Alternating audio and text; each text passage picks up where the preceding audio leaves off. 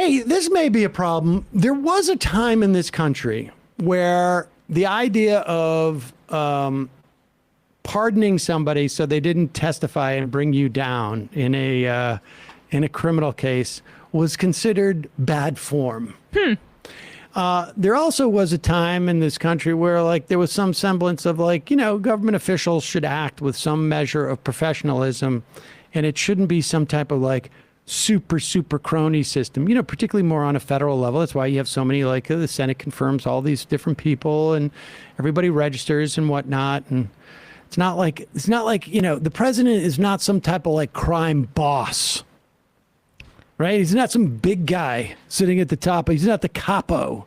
But well, wait a second. No, I'm sorry. It turns out he is. Here is Representative Matt Gaetz having a conversation with Roger Stone in October of 2019. And Stone is, lobbying Gaetz. I'll go down hard, though. I'll fight it right to the bitter end. Yeah, but I don't think you're going to go down at all at the end of the day. Well, we'll see. We're 3 weeks from trial. Yeah. I mean, I may have to appeal to the big man because it's the District of Columbia. We surveyed 120 jurors. 90 of them know who I am and they hate my guts.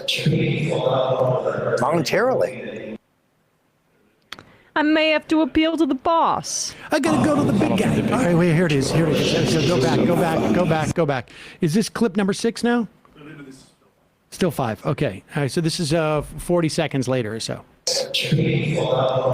Voluntarily. I don't think the big guy can let you go down. This is so fucked up. I don't think the big guy can let you go down for this. Is so effed up, says Matt Gaetz. Godfather 18 really sucks. Yeah, exactly. And when is this? Is this later? This is later in the audio. Here's Gaetz, trying to let Stone know, like, listen, you're still in good favor. The Don appreciates what you're doing for him. He appreciates your sacrifice. He won't forget this. He'll send little messages. You'll know you're taken care of. He won't forget this. Trust me. Well,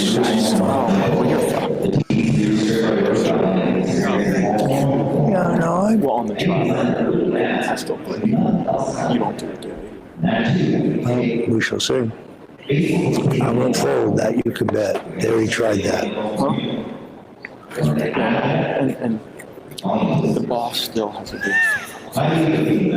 He sends that message from time to time. So, he knows what. It would have been easy to make this go away, but I couldn't live with myself.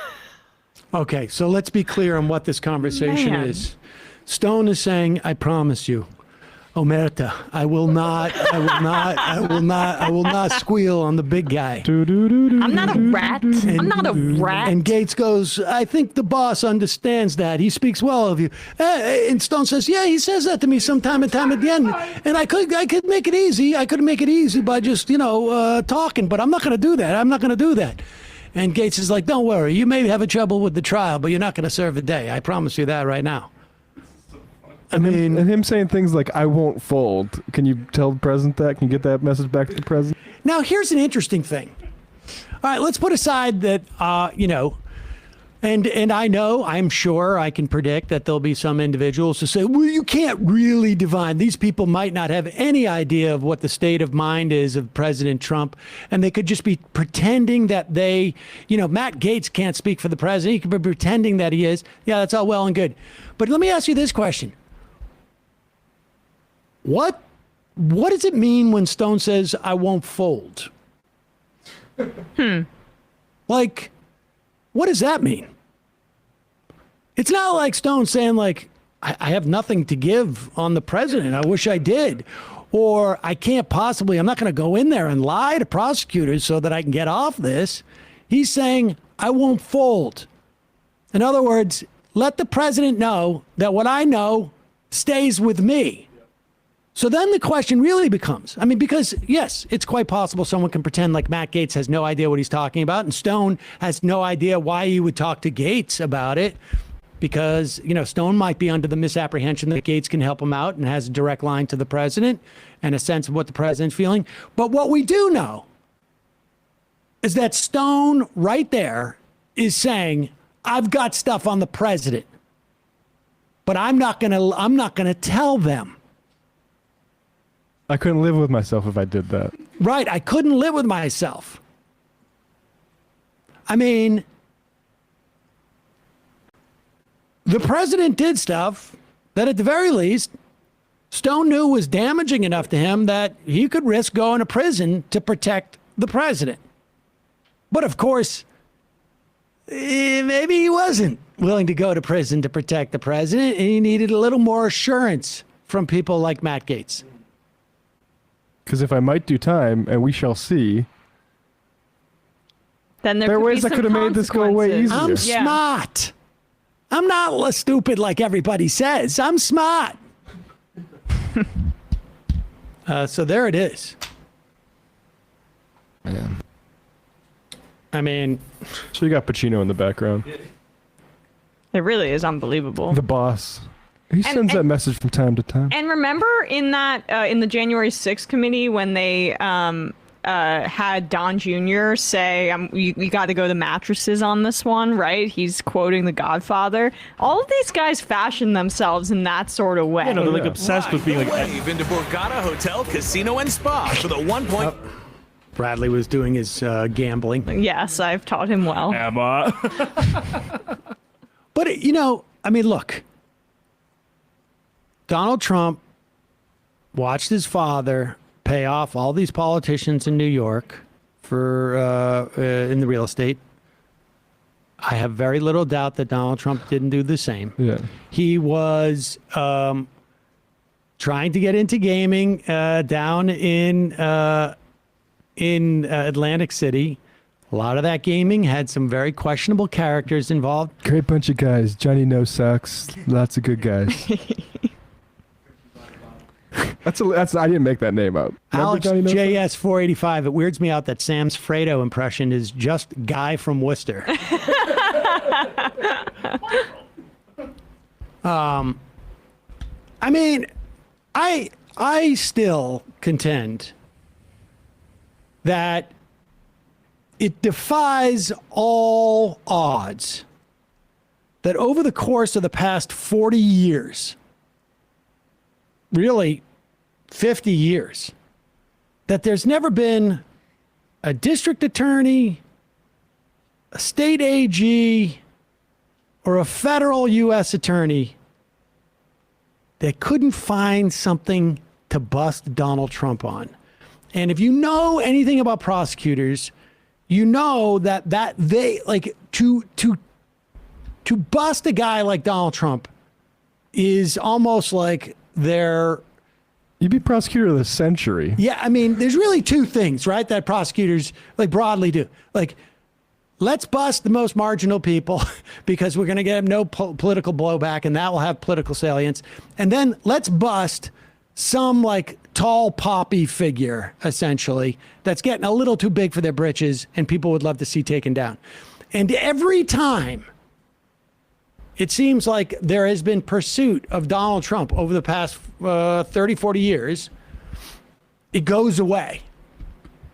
And I still think back to the run-up of the 2016 election where we had Wayne Barrett on at least once or twice, and other conversations with Wayne Barrett, where he was so focused on Felix Seder, who was seemingly just like completely disappeared from everywhere, which is weird.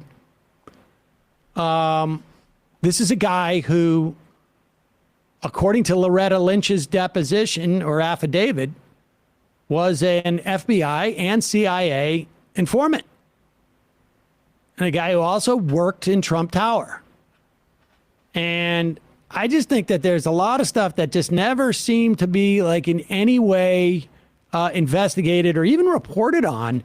Like in the run up to the 2016 election, the New York FBI office, there were stories about there being a mutiny and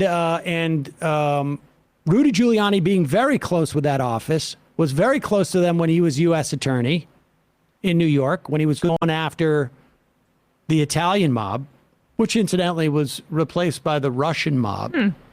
Yeah. And Felix Sater was a conduit for money laundering. It's just weird. He also had an office in Trump's building, and where was the money going from? It was going from overseas, maybe Russian oligarchs, maybe others, not just Russian. Multicultural oligarchs. And then into Rainbow coalition a beautiful of Trump oligarchs. Tower, and I just am, I am convinced that there is some relationship between all of those facts. Not, like absent all my speculation, other people can try and sort of put together a diagram because I really have no sense of it. But I just know like weird stuff happening in the New York FBI office, a mutiny in those coming months, one that I think drove Comey to announce that letter in part on Clinton, because I'm quite convinced that Comey thought that he'd be indicting Trump in the first quarter of Clinton's presidency.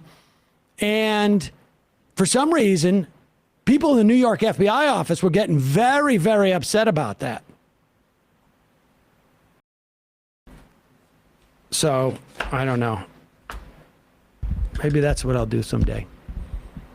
Just I'll go try and figure that out. All right.